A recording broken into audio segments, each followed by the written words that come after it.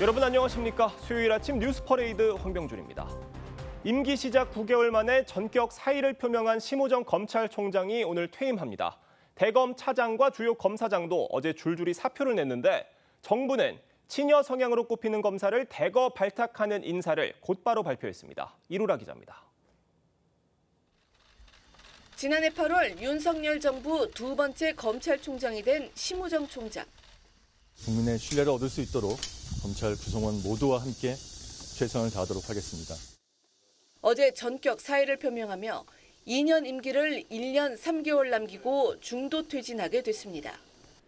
검찰개혁을 추진하는 여당이 검찰 폐지 4법을 발의하고 주요 간부에 대해 사실상 물러날 것을 권유한 데 따른 것으로 보입니다. 심 총장은 입장문을 내고 시한과 결론을 정해놓고 추진하면 많은 부작용이 생길 수 있다고 비판했습니다. 오늘 퇴임식에서도 추가 입장을 밝힐 전망입니다. 고위급 검찰 간부의 사의 표명도 이어졌습니다. 이진동 대검 차장검사와 신흥석 서울 남부지검장, 양석조 서울 동부지검장이 잇따라 사의를 밝혔습니다. 정부는 새 검찰 고위직 인사를 곧바로 발표했습니다. 이문정 대전지검 부장검사는 서울 동부지검장에 임명됐습니다. 임 검사장은 검찰 조직을 공개 비판해왔고 근무 평정이 나빠 2023년 법무부의 심층 적격 심사 대상에 오르기도 했습니다. 장진영 수원지검 부장검사는 검찰 내부방에 임 검사장이 수사권 조정 이후 일선 수사 현실에 대해 어느 정도 알고 있는지 궁금해졌다고 저격했습니다. 서울 남부지검장에는 문재인 정부 때 법무부 검찰과장과 중앙지검 4차장 등 요직을 거친 김태훈 검사가 임명됐습니다. TV조선 이루라입니다. 여야는 오늘 국회 법사위에서 소액 주주의 권한 강화를 핵심으로 하는 상법 개정안을 논의합니다. 기업의 경영권 방어가 어려워진다며 반대해오던 국민의힘이 전향적인 태도를 보인 데 따른 건데 법안은 내일 본회의에서 처리될 전망입니다. 변정현 기자입니다. 상법 개정안은 이재명 대통령 공약으로 이사충실 의무를 회사에서 주주까지 확대하는 내용 등을 담았습니다. 여야는 오늘 국회 법사위 소위를 열고 상법 개정안을 논의합니다. 국민의힘은 그간 기업 경영이 위축된다며 반대해왔는데 송원석 비대위원장 체제로 전환한 뒤 전향적 태도를 보이면서 기류 변화가 시작됐습니다. 유상증자 과정에서 발생하는 주주권 침해 문제 등 시장의 상황 변화 등을 고려해서 상법 개정안에 대해서 전향적으로 검토하기로. 국민의힘은 상법 개정안과 함께 세제 개혁을 추진해야 한다는 입장도 밝혔는데 민주당은 부정적인 입장을 보이면서도 일단 법사위에서 논의하기로 했습니다. 세제 개혁을 패키지로 논의해야 된다는 단서를 달고 있습니다. 저희는 이게 시간 끌기용이 아닌가 의심합니다. 민주당은 국민의힘이 반대해온 3% 룰을 제외하는 안도 검토 중인 것으로 알려졌습니다. 3% 룰은 감사위원 선출 시 최대 주주와 특수관계인의 지분 의결권을 3%로 제한하는 것으로 국민의힘에선 기업 경영권이 위축될 거란 우려를 표해왔습니다. 민주당은 오늘 협상 결과에 관계없이 내일 예정된 본회의에서 상법 개정안을 처리할 방침입니다. TV조선 변정현입니다. 네, 김건희 특검과 순직 해병대원 특검이 오늘부터 본격 수사를 시작합니다. 해병대원 특검팀은 수사 첫날부터 임성근 전 사단장을 소환해 최상병 순직 경위 등을 캐물을 예정입니다. 임서인 기자의 보도입니다. 김건희 특검과 해병대원 특검은 오늘 각각 현판식을 갖고 공식 출범합니다. 김건희 특검팀은 도이치모터스 주가 조작 가담 의혹, 명태균 공천 개입 등 의혹, 건진법사 청탁 의혹 등 16건을 수사합니다. 여러 사건을 동시에 들여다보며 김 여사 소환 시점을 결정할 계획입니다. 대상 사건이 많기 때문에 특정 한두 개 사건에 집중해서 수사한다기보다는 각 팀별로 균형 있게 여러 사건들을 동시에 아마 진행하게 되지 않을까. 대전 현충원을 찾아 고 최상병의 묘소를 참배한 해병대원 특검팀은 첫날부터 피의자 조사에 속도를 냅니다. 오후 2시 임성근 전 해병대 1사단장을 불러 최상병 순직 경위와 당시 지시 내용 등 업무상 과실치사 혐의에 대해 조사할 방침입니다. 그간 지금 뭐 사실 확인되지 않은 내용들이 너무 많잖아요. 그래서 수사 기간 동안 최선을 다해서 밝혀지지 않은 의혹 이런 것들을 좀 확인하는 것, 이게 저희가 지금 할 도리가 아닌가 그렇게. 최상병 순직 뒤 수사 과정에서 임 전 사단장이 처벌받지 않도록 김건희 여사가 영향력을 행사했다는 의혹도 수사 대상입니다. 이 의혹은 김건희 특검의 수사 대상에도 포함돼 있는데 두 특검팀이 협의해 해병대원 특검팀이 먼저 들여다보기로 했습니다. TV조선 임서인입니다. 요즘 잠 못 드는 밤이 이어지고 있습니다. 오늘도 아침부터 일부 지역 기온이 27도에 달하고 대구의 낮 최고 기온이 37도까지 오르는 등 찜통 더위가 이어지겠는데요. 청계천에 저희 취재 기자가 나가 있습니다. 연결해 보도록 하겠습니다. 이상배 기자, 출근길 더위 어떻습니까? 네, 지금 청계천은 구름이 다소 껴 있지만 벌써 아침 기온이 27도에 육박하고 있습니다. 습도도 80% 이상을 기록해 체감 온도가 29도 안팎에 이르는 등 후덥지근한 출근길이 예상됩니다. 오늘 서울의 낮 최고 기온이 32도, 강릉 35도, 광주 34도 등 전국 대부분 지역이 30도 이상을 기록할 것으로 전망됩니다. 특히 경북 대구와 경산 등은 낮 최고 기온이 37도까지 올라갈 전망입니다. 전국 대부분 지역이 습도가 높아 체감 온도는 더욱 높을 것으로 보입니다. 오전과 저녁 사이 서울과 인천, 경기 북부와 경상권 내륙에는 소나기가 내리는 곳도 있겠습니다. 예상 강수량은 수도권과 강원은 5에서 30mm, 경상권은 5에서 20mm가 될 것으로 보입니다. 소나기가 그친 뒤에도 습도가 높은 상태가 이어져 하루 종일 찜통더위가 예상됩니다. 오늘 저녁도 내륙과 동해안을 중심으로는 열대야가 나타나겠습니다. 더위가 이어지면서 온열 질환자도 크게 늘고 있습니다. 어제까지 집계된 온열 질환자 수는 454명으로 지난해 같은 기간 381명보다 늘었습니다. 기상청은 계속되는 무더위에 충분한 수분 섭취 등 건강에 유의해 줄 것을 당부했습니다. 지금까지 청계천에서 TV조선 이상배입니다.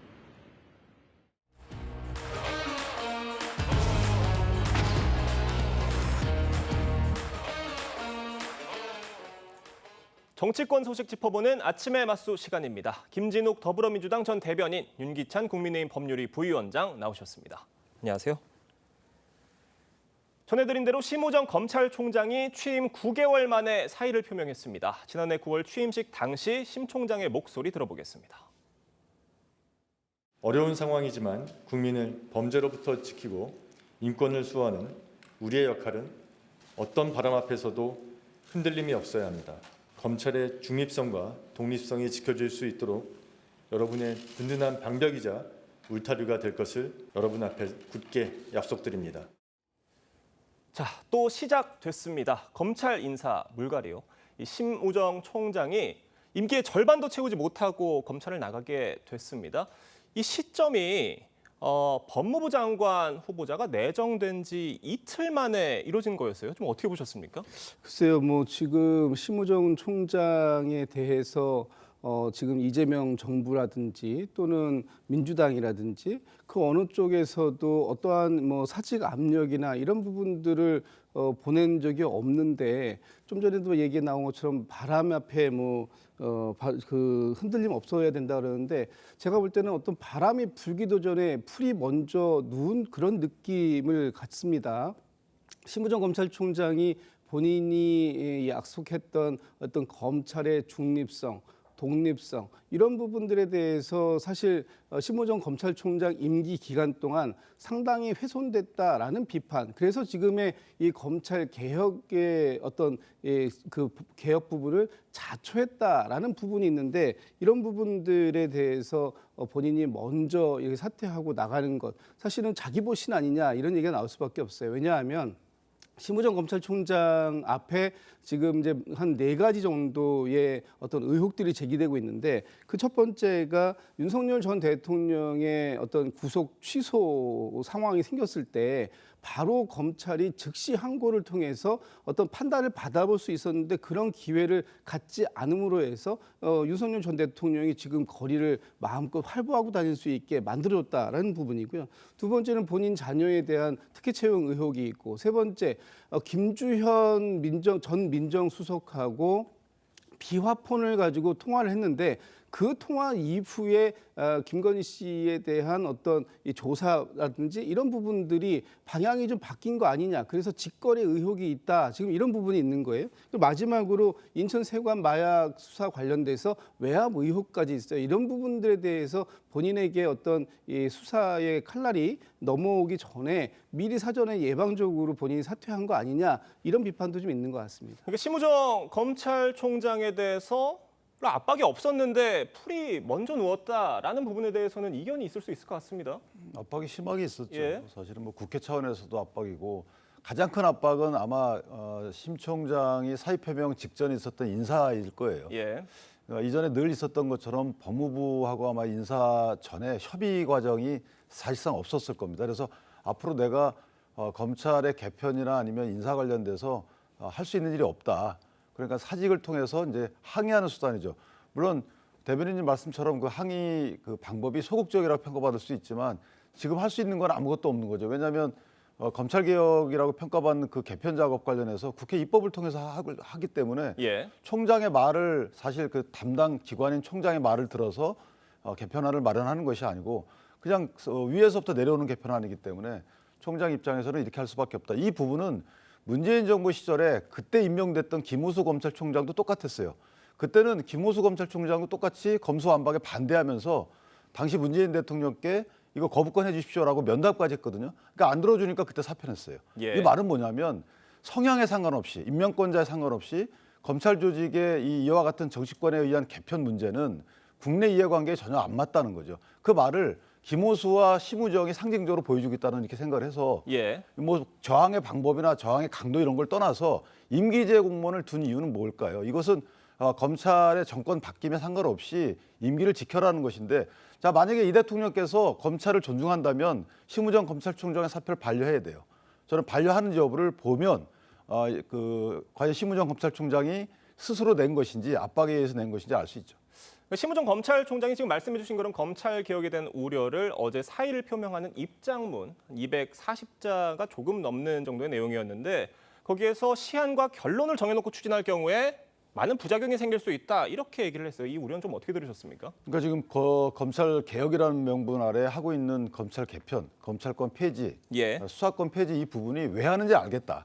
이거는 내가 말을 안 해도 온 국민이 다 알고 있다. 이 말은 국민의 이익을 위해서 사법적인 서비스를 질을 향상시키기 위해서 하는 것이 아니고 일부 권력층을 향한 수사를 못하게 하는 것 아니냐.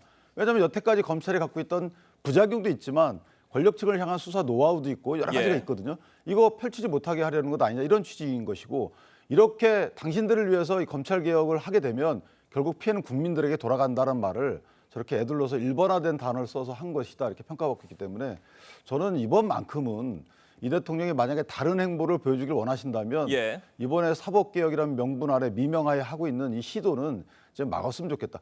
아니 문재인 정부 시절도 들어와서부터 사법개혁이라는 명분 아래 계속 검찰을 흔들어대고 그다음에 또 이 정부 들어서도 좀 시작되자마자 이렇게 흔들어대고 이거는 국민께 피해가 갈 악법을 만드는 거다 이렇게 생각합니다. 그러니까 이재명 대통령이 정말 이번만큼은 좀 다른 모습을 보여줬으면 좋겠다라는 말씀이신데 검찰총장의 임기가 법으로 2년이 보장되어 있습니다. 그런데도 이 해당 법안 통과 이후에 25명의 검찰총장 중에 9명만이 임기를 채웠어요. 지금 이 작금의 현실이라고 해야 될까요? 어떻게 보십니까?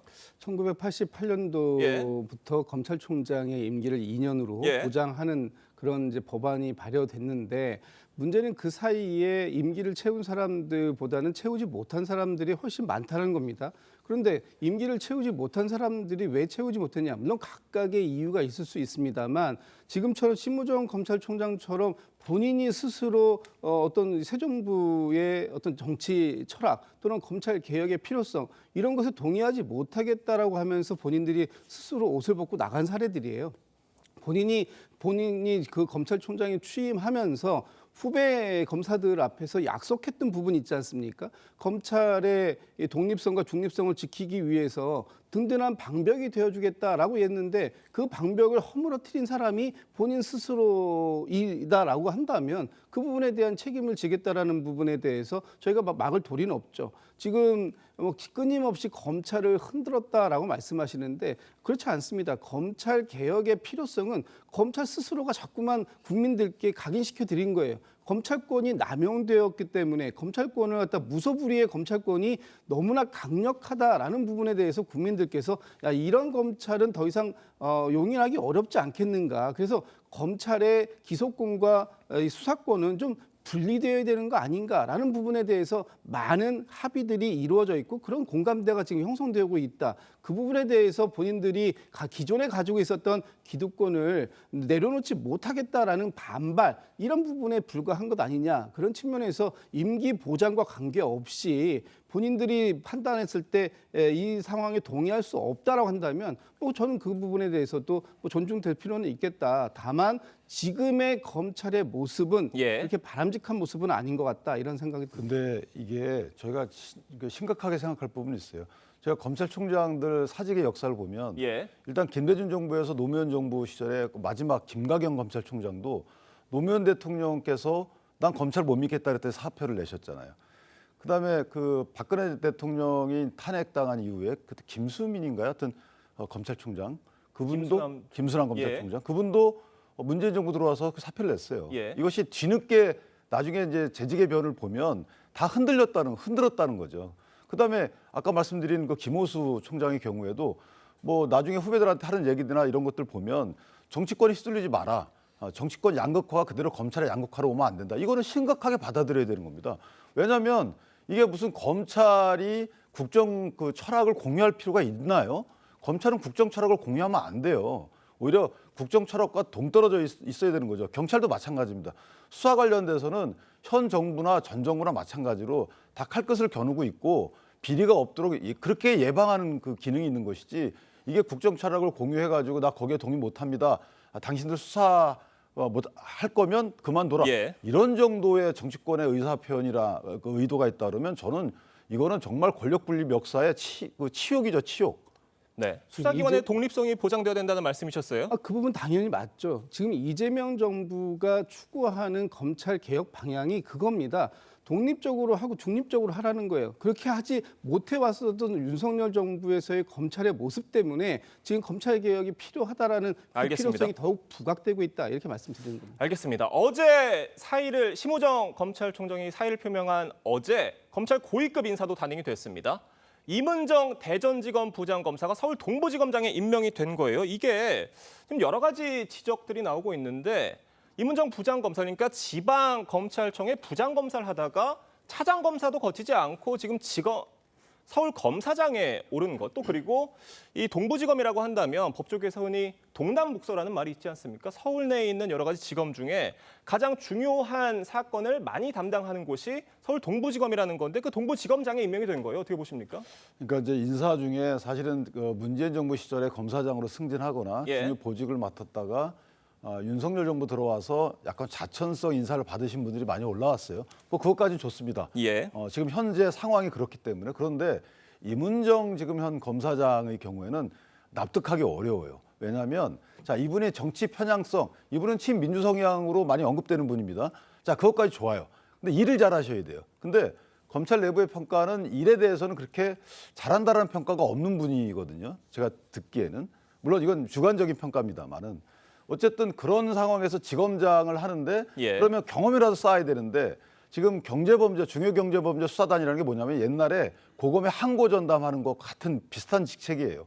그러니까 선수가 오래되신 분들이 가가지고 이제 일정 액수 이상의 그 고소고발 사건 처리하는 그런 부서인데 그럼 차장검사라고 해서 어쨌든 검사장을 대리해서 직무를 통할해본 경험도 안 쌓고 바로 그 중요한 동부지검장으로 가신다. 도저히 납득하기 어렵죠. 예컨대 다른 분들은 다 좋아요. 약간의 정치적 편향 인사다라고 해도 그럴 수 있다고 치는데 임은정 검사장의 인사를 보고 많은 법조인들이 굉장히 고개를 갸우뚱한 걸 넘어서서 이건 아니다라는 취지의 많은 생각들을 갖고 있습니다. 그러니까 임은정 부장검사가 그러니까 소위 한직에 계실 때 뭐 정권 비판, 또 검찰 내부 비판, 검찰 수뇌부 비판 여러 가지 목소리들 많이 내셨습니다. 그런데 이 서울 동부지검장이라는 굉장히 큰 책임이 있는 자리에 가시게 된 거예요. 앞으로의 행보가 좀 궁금해진다라는 목소리들이 있습니다. 저는 뭐 잘해내실 거라고 봅니다. 검찰에서 이렇게 파격적인 발탁된 대표적인 사례가 누군지 아세요? 윤석열 전 대통령입니다. 여주지청장 하다가 갑자기 서울중앙지검장이 되고 서울중앙지검장 하다가 몇 계단 뛰어넘어가지고 검찰총장에까지 발탁되신 분이 있어요. 그렇기 때문에 어떤 검찰에 대한 인사발탁에 대해서 이렇게 비판적으로 보실 건 아니다. 지금 이번에 그 검찰 인사가 된 인 중에 노만석 대검 차장이 29기입니다. 그리고 중앙지검장으로 발탁되신 정진우 서울중앙지검장이 29기예요. 지금 이문정 검사 30기입니다. 이 충분하게 검찰 내에서 어떤 이 경험들을 쌓았는데 그 경험들을 충분한 경험을 쌓기 전에 외부로 한직으로 내돌렸던 그런 것들이 윤석열 정부에서 있었기 때문에 이제 지금 정상화를 시키는 과정에 있다라고 보고요. 이문정 검사가 정말로 검사장으로서의 자질이 있는지 없는지 잘 해내는지 이 부분에 대해서는 이제부터 보시고 평가해도 늦지 않다 이런 말씀드립니다. 과거를 좀 볼 필요도 있는데 이문정 당시 부장검사가 크게 성과를 낼 만한 수사 이력을 제가 듣지를 못했고요. 물론 옛날 더가니 사건 공판검사였던 건 맞습니다. 그다음에 그 대검 감찰 담당관일 때 문재인 정부 시절이죠. 그때 한명숙 전 총리 모해 위증 교사 사건 수사하면서 그 자료 유출도 했었잖아요. 그러니까 저는 글쎄요, 뭐 뚜렷한 성향이 있는 분들 중에 능력이 뛰어난 분들이 그렇게 많이 평가를 받았는데 이문정 그 검사장만큼은 납득하기 어려운 부분이 많다는 게 사실 다수설이에요. 네. 이 이문정 부장검사에 대한 법조계와 이 여권에 대한 평가는 굉장히 엇갈리고 있는 상황 같습니다. 지금 이런 가운데 이재명 정부의 초대 법무부 장관으로 지명된 정성호 의원이 어제 인사청문회 준비 사무실로 첫 출근을 했습니다. 목소리 들어보겠습니다. 검찰 조직의 해체라든가 이런 표현은 적절하지 않은 것 같고요. 검찰에 집중된 권한의 재배분 또 이런 문제에 관련해서는 어느 정도 국민적 공감대가 있다고 생각하고 있습니다. 극소수의 정치 편향적인 검사들을 제외하고는 좀 개혁의 방향에 동조하지 않는, 거기에 동의하지 않는 검사는 없을 거라고 생각하고 있고요. 지금 정성호 의원의 말을 놓고 보면 좀 차분한 개혁을 추진해 나가겠다라는 의미로 읽히는 것 같은데 이게 당내 강경파 의견과는 조금 다른 상황이어서 당내 기류가 좀 미묘하다는 그런 상황인 것 같습니다. 어떻게 보십니까? 일단 검찰청이라는 단어를 계속 쓰기 어렵다라는 그 말씀이 어떤 의미인지는 아직까지는 뭐 해석할 수 있는 단초가 많이 없고요. 또 하나는 이제 검찰의 권한이 집중된 부분을 더 이상 유지하기 어렵다. 이미 다 뺐어요. 이게 두 번에 걸쳐서 첫 번째는 4대 범죄만 수사할 수 있도록 했잖아요. 그러다가 2022년도엔 그중에 2개만 남기고 또 다 뺐단 말이에요. 근데 그 이후에 물론 한동훈 전 법무장관이 시행령 등을 개정해서 좀 늘린 건 있지만 그거에 대해서 국민적 비판이 있나요? 강성 지지층만 서로 간에 비판이 오고 갈 뿐이고 국민 입장에서 보면 우리가 피해 없도록 사건이 빨리빨리 진행이 되고 인권 침해가 없도록 누군가 이거를 감독해 줬으면 좋겠다라는 게 오히려 국민적 의사이지 일부 정치인들이나 아니면 권력층이나 그 정치인 권력층과 같이 움직이는 의사를 같이 하는 강성 지지층 이분들 빼놓고는 검찰 권력을 빼라는 사람이 누가 있나요? 전 그게 좀 의심스럽고 오히려 검찰이 수사기관별로 서로 견제 균형을 좀 해라라는 것이 국민적 좀 의사 표현이다. 특히나 지금 이제 경찰에서 사건 처리하는 것에 대해서 검찰이 관여를 못 하잖아요. 여기에 대해서 사건 처리 지연 등의 입장에서 국민 피해 보는 게 있거든요.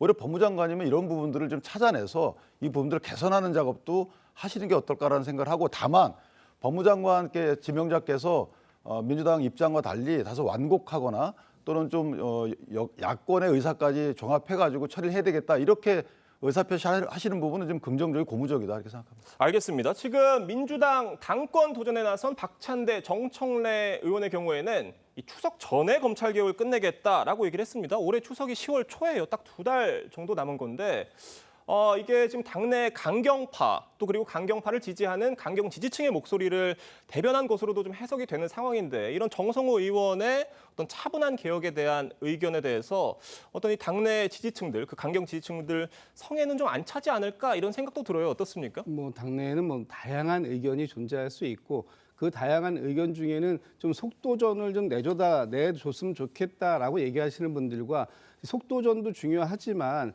다시는 불가역적으로 이 제도가 안착되는 그런 방향으로 가야 된다라는 것을 주문하는 분들도 계세요. 그렇기 때문에 지금 정성호 의원께서 말씀하시는 그런 내용을 보면 검찰 개혁의 어떤 목표는 정해져 있는 것 아니겠습니까? 그 검찰 개혁의 목표라는 것이 지난 문재인 정부 때의 검수 완박 같은 그런 부분들 다시 이게 되돌려지는, 정권이 바뀌어서 되돌려지는 것이 아니라 불가역적으로 정권이 어느 정권이 오더라도 국민들께서 납득하고 국민들께서 신뢰해서 동의해서 만들어진 제도라면 그런 제도가 오래 갈 수 있는 제도이기 때문에 그런 방향으로 가기 위해서 국민 그리고 야당까지도 함께 이 개혁의 방향에 동참시킬 수 있는 그런 부분들로 노력하겠다라는 지금 의지를 밝힌 것, 이 부분에 대해서는 뭐 저는 평가할 수 있다고 보고요. 다만 앞으로 이제 얼마나 속도를 낼 수 있겠는가 하는 부분에 대해서는 여당의 협조도 반드시 필요하고 또 야당이 어떤 방식으로 나올 것인가 하는 부분까지 지켜볼 필요가 있겠다. 짧게 하나 말씀드리면, 근데 사실 검찰과 경찰의 첨예한 대립은 영장 청구권이에요. 그러니까 법무장관이 어떤 입장을 취하실지 모르지만 영장 청구를 신청을 했는데 검찰이 영장 청구를 반려하거나 특별한 이유 없이 또는 어떤 자기 식구 보호하기 위하거나 또는 수사권 경쟁을 위해서 이런 경우에 대해서 이걸 어떻게 마련할 것인가 해법을, 저는 이게 가장 키인 것이지 검찰 수사권을 더 줄이겠다 뺏겠다 이거는 사실은 동떨어진 말씀 아닌가라는 생각이 들어서 많은 고민을 하실 것 같다라는 생각. 헌법에 보장된 내용들에 대해서 어떻게 판단을 내리실지 그런 부분이 가장 중요하다 이런 말씀이신 것 같습니다. 이런 상황에서 국민의힘은요, 대통령실 앞으로 달려갔습니다. 김민석 국무총리 후보자의 사퇴를 촉구하기 위해서인데 여당은 조속히 인준안을 처리하겠다는 입장입니다. 얘기 들어보겠습니다.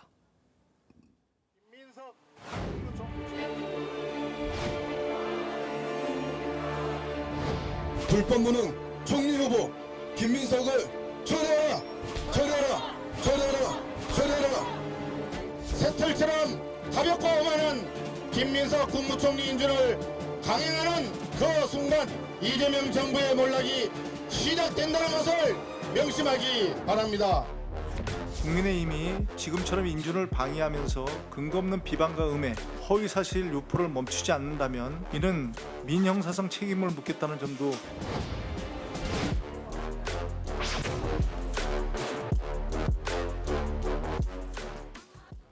지금 정부 여당 입장으로서는 김민석 총리 후보자의 인준이 통과되지 않으면 장관 임명 재청권을 행사할 수 없기 때문에 뭐가 지금 되지 않는 상황이어서 어떻게든 좀 처리를 해야 되는 상황인 거고, 다만 국민의힘에서는 지금 김민석 총리 후보자 절대 안 된다, 뭐 조국 전 법무부 장관보다 더한 경우다라는 목소리까지 나오면서 굉장히 대립하고 있는 상황이에요. 어떻게 보십니까? 일단 뭐 빨리 새 정부의 내각이 출범할 수 있도록 시작돼야 된다. 그런 면에서 야당의 협조가 꼭 필요하다, 이런 말씀 좀 드리고 싶고요.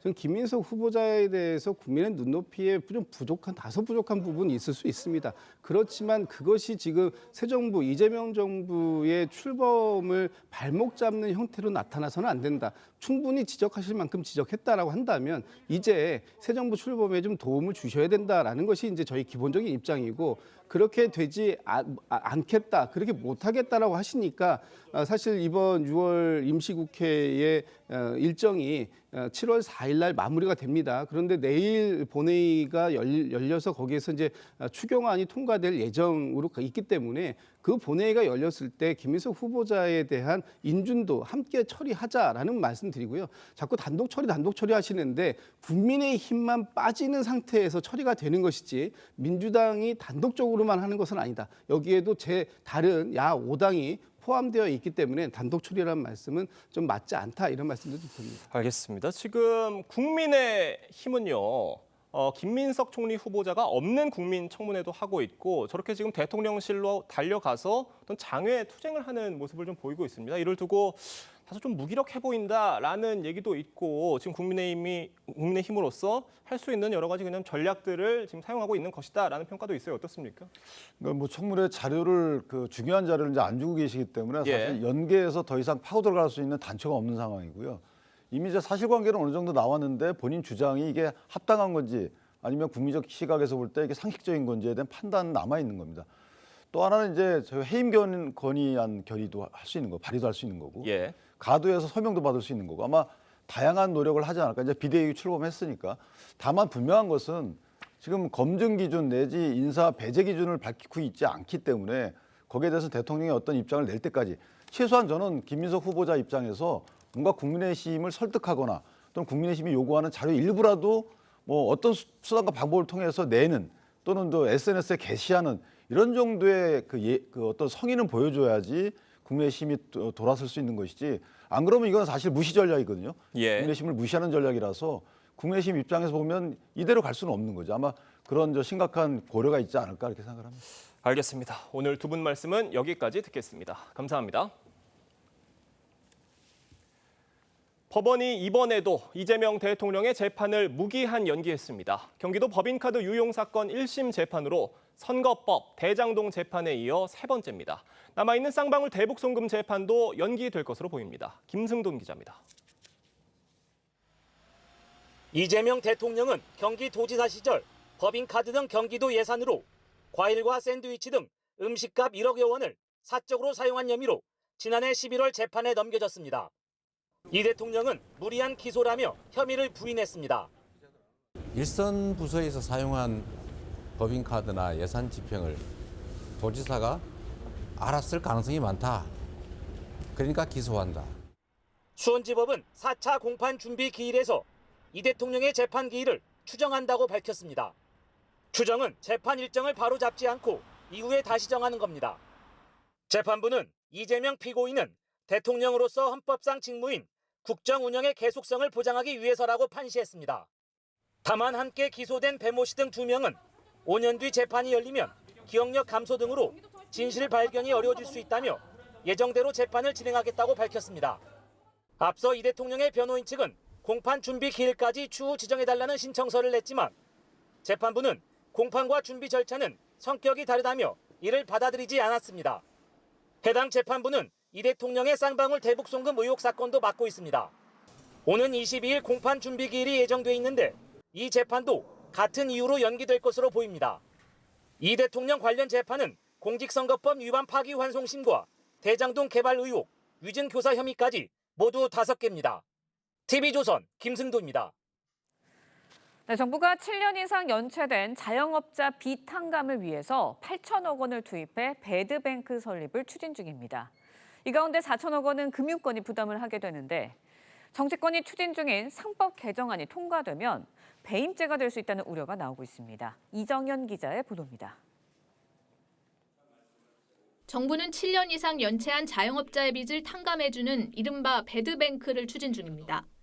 투입되는 자금은 8천억 원, 4천억 원은 정부 재정으로 나머지는 은행을 포함한 금융권이 부담하는 걸로 가닥이 잡혔습니다. 빚을 갚을 수 없는 그런 극한 상황에 계신 분들만 선별해서 그것도 재산 능력을 심사를 해서 하겠다는 거고. 그런데 금융권의 이런 출연 방식이 정부와 여당이 추진 중인 상법 개정안과 충돌할 수 있다는 우려가 나옵니다. 상법 개정안은 이사의 책임을 회사 이익뿐 아니라 주주이익으로까지 확대하는 내용인데 주주들이 출연금에 반발해 경영진을 배임죄로 고발할 소지가 있다는 겁니다. 법이 있어서 배드뱅크에 4천억을 이제 투입을 하는 게 아니기 때문에 배임에 걸릴 수도 있는 부분, 배임 문제가 생겼을 때는 어떻게 할 건지 수정해야 될 부분들이. 여야도 상법 개정안에는 공감하면서도 배임죄 완화 방안을 놓고는 시각차가 큽니다. 여당은 개정안 통과 후에 보완하자는 입장이고 야당은 배임죄 조항부터 손봐야 한다고 맞서고 있습니다. TV조선 이정현입니다. 네, 보시는 것처럼 고속도로 위를 맥주병과 맥주캔이 뒤덮였는데요. 호남고속도로 상행선 광주 구간에서 주류 수송 트럭이 앞서가던 트럭을 추돌한 뒤 넘어지면서 맥주 수천 병이 쏟아져 내린 겁니다. 이 사고를 처리하느라 일대 고속도로는 5시간 가까이 마비됐습니다. 김다로 기자의 보도입니다. 중앙분리대 옆으로 트럭 2대가 넘어져 있습니다. 주변 도로는 깨진 유리병 조각으로 뒤덮여 있습니다. 차량들은 꼼짝없이 선체 길게 늘어서 있습니다. 호남고속도로 상행선 광주 산월 나들목 인근에서 25톤 주류 수송 트럭이 앞서가던 택배 차량을 추돌했습니다. 이 사고로 2트럭이 넘어져 도로를 막았고 주류 수송 차량에 실려있던 맥주 900여 상자가 도로로 쏟아졌습니다. 맥주병도 일부 깨진 거 있었는데 일단 큰 것들에 대해 인력을 제거하고 도로 청소차를 제가 그쪽으로 놓으면 청소를 하면서 흡입해가지고 5시간 넘게 사고 수습을 하는 동안 차량 통행이 통제돼 극심한 정체가 빚어졌습니다. 택배 차량 탑승자 2명은 다쳐 병원으로 옮겨졌는데 귀중품을 싣고 있었던 것으로 알려졌습니다. 그 사람들 그 대차 와가지고 다시 옮겨 싣고 딴 데로 갔고요. 경찰은 주류 수송 트럭이 차선을 변경하려다 추돌 사고를 낸 것으로 보고 정확한 사고 경위를 조사하고 있습니다.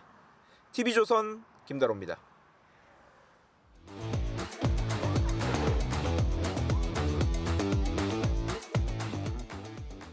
화제가 된 사건 사고 소식 짚어보는 아침의 이슈 시간입니다. 네, 설주한 변호사, 강전의 변호사와 함께 자세한 이야기 나눠보도록 하겠습니다. 안녕하세요. 안녕하세요. 안녕하세요. 윤석열 전 대통령이 어제로 예정됐던 내란 특검의 2차 소환 요구에 응하지 않았습니다. 결국 특검은 이번 주 토요일에 출석하라고 다시 통지를 했는데요. 이번엔 출석 시간을 두고 신경전을 벌였다고 해요. 네, 말씀하신 것처럼 특검에서는 원래 어제 1일 오전 9시까지 2차 소환 요구를 했는데요. 근데 여기에 있어서 윤석열 전 대통령 측에서는 매주 월요일마다 내란죄 관련해서 재판을 받고 있기 때문에 증인 신문을 하루 종일 하고 있습니다. 그래서 그 이후의 조사까지는 며칠 시간을 달라라고 이야기를 하면서 1일이 아니라 5일이나 6일로 소환을 요청을 한 부분들이 있고 그 과정에서 결국 특검에서는 5일 오전 9시까지 나오라고 했는데요. 여기에 대해서 윤석열 전 대통령 측에서는 그동안에 검찰이라든지 수사기관이 보통은 10시에 조사가 시작이 되거든요. 이러한 이야기를 하면서 특검에서는 9시에 나오라고 하지만 윤 전 대통령 측에서는 10시에 출석하겠다 이렇게 이야기를 하고 있는 상황입니다. 네, 특검 측에서는 이번에 출석하지 않으면 체포영장 발부까지도 가능성도 언급을 하고 있는 상황입니다. 만약에요, 윤 전 대통령이 이번 주 토요일에도 출석을 하지 않거나 특검이 요구한 시간에 나오지 않는다면 앞으로의 수사에도 좀 불리한 거 아닌가라는 생각이 들어요. 아무래도 이제 피의자와 어떤 출석이라든지 조사에 대해서는 뭐 충분히 수사팀과 피의자 간에 뭐 조율을 할 수는 있다고 보입니다만은 저는 윤 전 대통령 측에서 보이고 있는 반응은 약간은 신경전으로 기싸움 이렇게 보이거든요. 근데 이러한 것들이 오히려 뭐 특검의 수사를 하는 입장에서 봤을 때는 좋은 인상을 주기는 굉장히 어렵다고 보입니다. 뭐 수사에 협조까지는 아니더라도 제대로 소환 시간과 또 소환 시간에 대비해서 어떤 충실한 조사가 이루어지냐. 지난 1차 조사에서도 오후에 무슨 또 조사를 하는 사람이 경찰이다. 뭐 이런 부분으로 오히려 조사를 거부하거나 이런 일도 있었기 때문에 계속적으로 어떠한 수사의 본질에서 벗어나서 어떤 외형적인 부분으로 계속 이러한 문제가 된다고 한다면 아무래도 윤 전 대통령 측에 좋은 어떤 결과는 없을 것이다. 저는 그렇게 봅니다. 윤 전 대통령 측에서 계속 어떤 적법 절차에 대해서 주장을 하면서 어떤 수사에 여러 가지 좀 반발을 하는 그런 모양새가 연출이 되고 있는데 거기 관련해서 잠깐 말씀을 드리면 윤석열 전 대통령 측에서는 1차 소환 때도 이제 뭐 지하 출입구를 통해서 출입할 수 있도록 해달라고 요청을 하기도 했습니다. 이게 인권보호 수사 규칙이라는 게 있거든요. 이게 문재인 정부 때 만들어진 것이고 이 과정에 있어서 수사의 전 과정에 있어서 검사는 피의자 이런 관계인들을 소환하고 이럴 때 피의자의 명예라든지 이런 것들을 보호하도록 노력하라라는 규정이 있는 것입니다. 이런 규정이 있기 때문에 과거에 조국 전 장관도 비공개 소환이 되기도 했었거든요. 윤석열 전 대통령 측에서는 이러한 규정이 있기 때문에 본인도 비공개 요청을 했었는데 그때 특검에서는 이번에 법익 같은 경우에는 개인적인 것이 아니라 국가적인 법익에 대한 사건이고 또 피해자가 국민이기 때문에 여기에 대해서 받아들일 수 없다라고 이야기를 한 것입니다. 말씀드린 것처럼 이 규정 자체는 검찰에게 노력하여야 한다라고만 되어 있고 구체적인 내용이 없기 때문에 서로 간에 약간의 이런 실갱이들이 있는 것이 아닌가 그렇게 생각합니다. 네, 뭐 김건희 특검과 해병대원 특검도 오늘 본격 이제 수사에 돌입을 할 예정입니다. 김건희 여사 뭐 연루된 인성군 구명 로비 의혹에 대해선 해병대원 특검이 일단은 먼저 수사를 시작을 합니다. 어떻게 보세요? 그렇죠. 왜냐하면 김건희 특검 같은 경우에는 김건희 여사를 중심으로 해서 조사를 하게 되는데 일단은 16가지가 수사 대상으로 되어 있습니다. 그런데 최상병 사건 같은 경우에는 김건희 여사뿐만이 아니라 윤석열 전 대통령 그리고 다른 사람들에 대한 조사도 이루어질 것으로 보이는데 이렇게 두 개의 특검이 서로 간에 좀 겹치는 부분으로 볼 수가 있어요. 최상병 사건 같은 경우에는. 그래서 최상병 사건 특검 측에서 일단은 김건희 여사와 관련 관련해서는 먼저 조사를 하겠다라고 네. 이야기를 하고 있고요. 김건희 여사 특검에서는 이제 16개의 조사를 팀별로 나눠서 하기 때문에 서로 지금 수사하는 과정이라든지 속도에 대해서 조율을 하고 있는 것으로 보입니다. 네, 알겠습니다. 이번에는 이재명 대통령 재판 관련 이야기도 살짝 해보도록 하겠습니다. 일단 뭐 법인카드 유용 의혹 재판 무기한 연기가 된 상황이거든요. 이제 쌍방울 대금 송금 재판도 연기될 가능성이 커 보인다는 이야기가 나옵니다. 왜냐하면은 같은 재판부가 관할을 하고 있기 때문인데 네. 어떻게 보세요? 네, 아무래도 이제 헌법 84조에 근거해서 지난 서울고법에서 먼저 이 결정이 이루어지고 예. 나머지 재판부에서도 같은 이유를 들면서 지금 재판이 대부분 추정되고 있습니다. 뭐 어차피 지금 이제 법인카드 유용 의혹이라든지 예. 이 사건과 그다음에 쌍방울 대북송금 사건 같은 경우에는 준비기는 재판부에서 계속 진행을 하겠다. 단 어떤 다른 공범들에 대한 재판은 그대로 진행을 하되 이재명 대통령에 대한 재판은 이제 추 연기를 하겠다라고 지금 결정을 내릴 것으로도 보입니다. 어제 공판준비기일에서 뭐 공범들에 대한 재판은 이제 원래대로 진행을 하겠다라고 얘기를 하긴 했는데 공범으로 예. 이제 되셔 있는 그분들께서 자신들의 재판도 좀 중지해달라 이런 목소리도 좀 나왔다고 해요. 그런데 이제 재판부에서는 그것은 받아들이지 예. 않은 것이 만약에 이재명 대통령의 임기 5년이 지나서 재판을 진행하게 된다면 관련자들의 기억도 희미해질 것이기 때문에 그럼 실체적 진실을 예. 찾는 것이 어려울 수 있다라고 이야기를 한 것이죠. 이재명 피고인 같은 경우에는 대통령의 신분이기 때문에 예. 대통령의 직을 수행하기 위해서 특별히 이렇게 기일을 추정해 준 것으로 보입니다. 아쉽다라고 말씀드리고 싶은 부분은 이것은 네. 결국 헌법 84조 불소추 특권에 대한 해석의 문제인데 이것이 헌법재판소에서 정식으로 결정이 나오기 전에 각 재판부가 이런 것을 추정이라는 그러니까 결과적으로 예. 기일을 지정하지 않는다라는 거거든요. 이런 형태로 결정을 한 것은 국민들께서 보시기에도 좀 납득이 어려운 부분이 있지 않나라고도 생각합니다. 네, 저희가 다음 소식도 짚어보겠습니다. 앞서 전해드린 대로 이재명 정부가 자영업자 빚을 없애주기 위해 배드뱅크 설립을 추진 중입니다.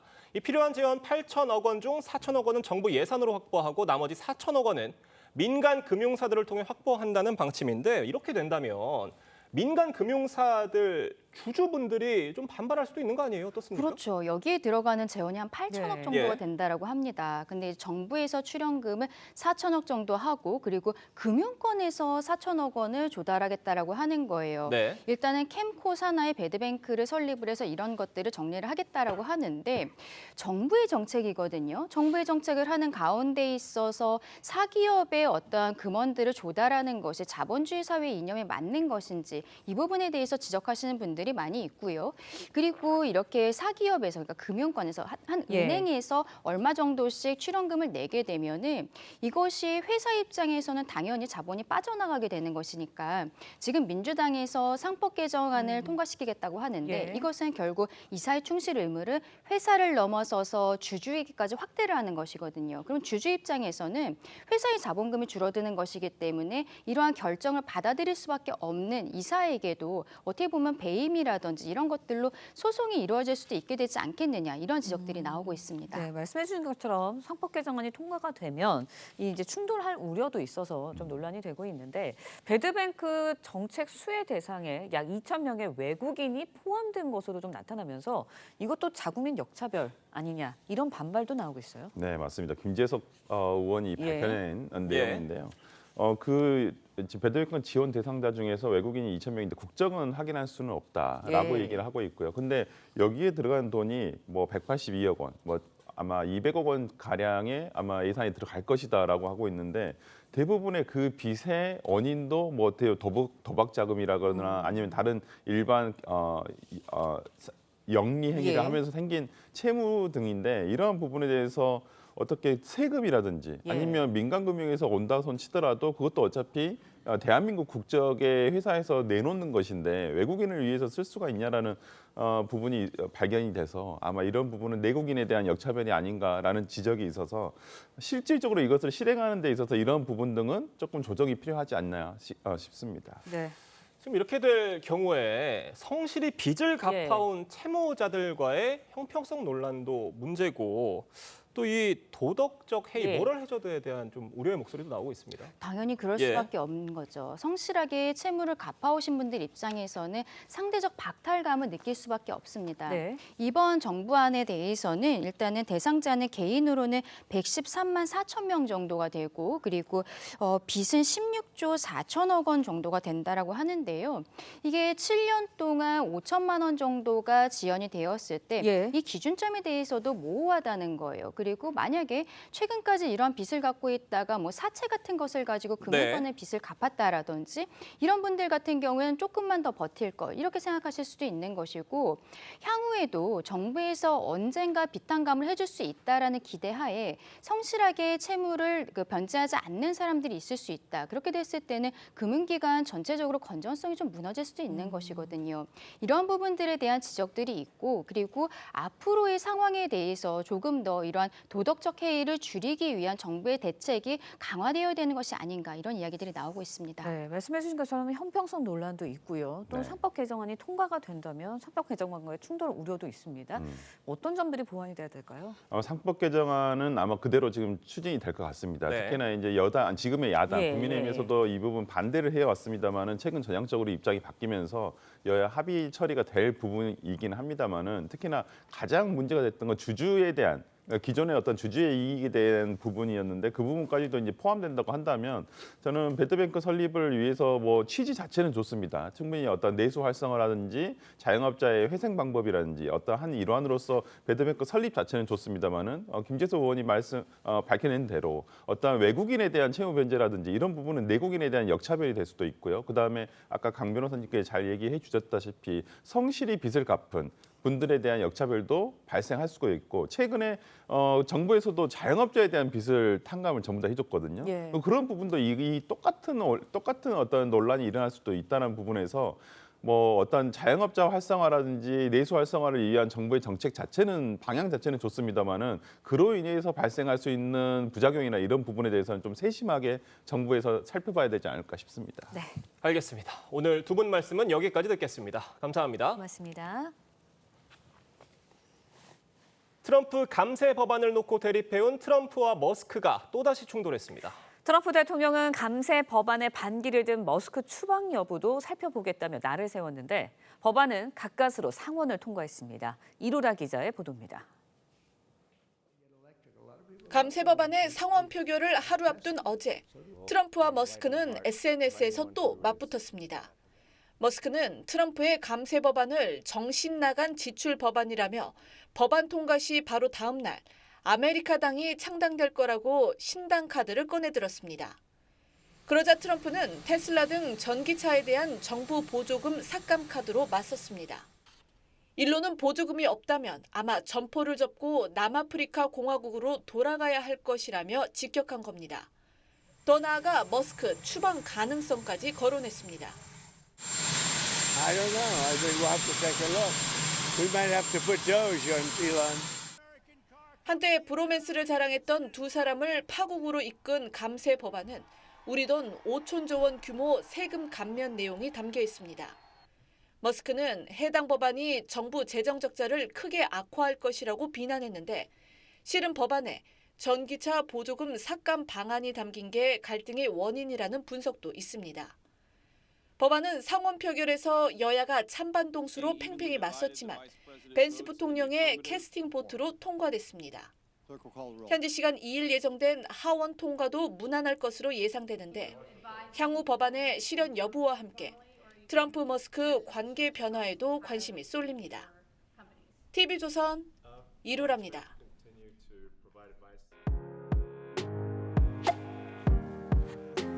렌즈에 담긴 그 순간 그 의미를 짚어보는 시간이죠. 사진 기자가 선택한 아침의 한 장입니다. 오늘은 조선일보 사진부 장면성 기자와 함께합니다. 안녕하세요. 오늘 아침에 볼 사진 어떤 건가요? 러시아 상트페테르부르크에 뜬 범선 위로 불꽃이 터지는 모습입니다. 지난 주말 러시아 네바강 주변에서 고교생의 졸업을 축하하는 붉은도 축제가 열렸는데요. 화려한 현장 모습들 사진으로 만나보시죠. 상트페테르부르크 네바강에 뜬 붉은 범선 위로 화려한 불꽃이 터집니다. 밤하늘을 불꽃으로 가득 채우자 구경하는 시민들이 일제히 환호성을 내뱉는데요. 붉은도 축제는 학생들의 졸업을 기념하기 위해 전 세계에서 유일하게 열리는 축제로 지난 1968년부터 지금까지 그 역사와 전통을 이어오고 있습니다. 네, 돛담배가 참 화려하고 웅장한 모습인데요. 특별히 붉은 배를 띄워서 축하하는 이유가 있을까요? 네, 붉은 배는 청소년들의 희망과 꿈의 상징인 러시아 소설 붉은 돛에서 유래됐습니다. 소설은 여주인공이 붉은 돛을 타고 자신을 찾아온 왕자와 함께 꿈을 찾아 떠나는 이야기인데요. 이 소설이 인기를 끌자 매년 고등학생들의 졸업을 축하하기 위해 축제를 엽니다. 무려 300만 명 넘는 관광객들이 찾아오는 이 축제는 백야가 길어지는 이 시기에 열립니다. 네, 청소년을 응원하는 화려한 축제가 인상적이네요. 지금까지 아침 현장이었습니다. 밤낮 없는 무더위에 지치기 쉬운 요즘입니다. 서울은 3일째 열대야가 지속되고 있는데요. 강릉은 오늘 새벽에도 30.3도에 머물며 초열대야 기준인 30도를 넘어섰습니다. 폭염특보도 한 차례 더 강화됐는데요. 전국의 체감온도 33도 안팎의 더위는 이어지겠습니다. 오늘 오전까지 수도권과 강원 곳곳에는 빗방울이 조금 떨어지겠고요. 충남 서해안과 남해안, 전북 내륙에는 짙은 안개가 끼겠습니다. 한편 갑자기 소나기가 쏟아지는 곳도 있겠는데요. 수도권과 강원, 영남 내륙에는 최대 30mm의 소나기와 함께 돌풍과 벼락이 동반되겠습니다. 자세한 낮 기온 살펴보겠습니다. 서울이 32도, 청주와 대전 33도, 강릉과 대구, 울산이 36도까지 오르겠습니다. 정체전선이 북쪽으로 물러나면서 당분간 뚜렷한 비 예보 없이 무더위가 이어지겠습니다. 오늘의 날씨 박선민입니다. 이상으로 수요일 뉴스 퍼레이드 마칩니다. 네, 저희는 내일 아침 7시 30분에 다시 찾아뵙겠습니다. 시청해주신 여러분 고맙습니다.